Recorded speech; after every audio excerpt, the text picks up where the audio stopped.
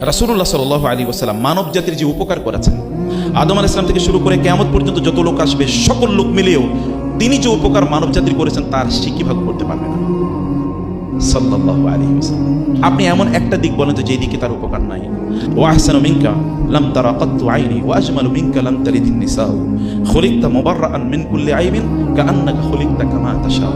হাসান বিন সাবিত তার দিকে তাকিয়ে কাঁদতেন, বলতেন, ইয়া রাসূলুল্লাহ, আপনার যে সুন্দর কোনো মানুষের চোখ কোনো মানুষ কাজ পর্যন্ত দেখেনি, আপনার চেয়ে সুন্দর কোনো মা কোনো নারী কোনো সন্তানকে জন্ম দেয়নি। আপনাকে এমনভাবে আল্লাহ সৃষ্টি করেছেন, মনে হচ্ছে যেন আপনি আল্লাহকে বলেছেন আপনি আমাকে এভাবে বানান এবং আপনার ডিজায়ার অনুসারে আপনাকে তৈরি করা হয়েছে। অসাধারণ। জাবের রাদিয়াল্লাহু তাআলা কখনো আকাশের দিকে তাকিয়ে চাঁদের দিকে তাকাতেন, কখনো রাসূলের দিকে তাকাতেন এবং কেঁদে উঠতেন ফুফিয়ে, ইয়া রাসূলুল্লাহ, ওই যে চাঁদের মধ্যে একটু হালকা কলঙ্ক দেখতে পাই, কিন্তু আপনার গোটা জীবনে এক ফোঁটা কলঙ্ক নেই। না নবুয়তের পূর্বে না নবুয়তের পরে এক ফোঁটা কলঙ্ক নেই সাল্লাল্লাহু আলাইহি ওয়াসাল্লাম।